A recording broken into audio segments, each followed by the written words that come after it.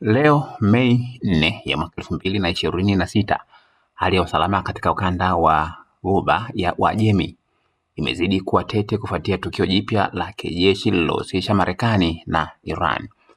Kwa mujibu wa kamanda wa US Central Command CENTCOM, Admirali Brad Cooper amethibitisha kuwa helikopta za kijeshi za Marekani zimezamisha boti 6 za Iran zilizokuwa zikishambulia meli za kibiashara katika eneo la kimkakati la mlango wa Hormuz. Kwa mujibu wa taarifa hiyo, boti hizo zilikuwa zikifanya mashambulizi dhidi ya meli za kiraia, jambo lililolazimisha vikosi vya Marekani kuchukua hatua za haraka za kujihami.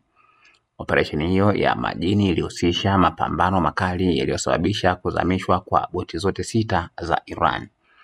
Tukio hili linaongeza mvutano mkubwa katika ukanda wa Ghuba ya Uajemi, eneo ambalo ni muhimu kwa usafirishaji wa mafuta duniani.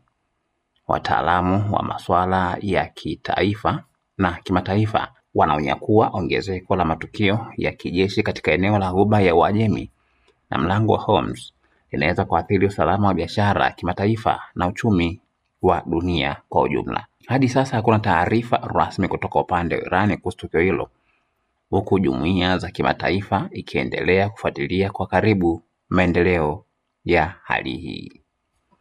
Usiache kusubscribe channel yetu ya YouTube ambayo inasomeka Dodoma TV.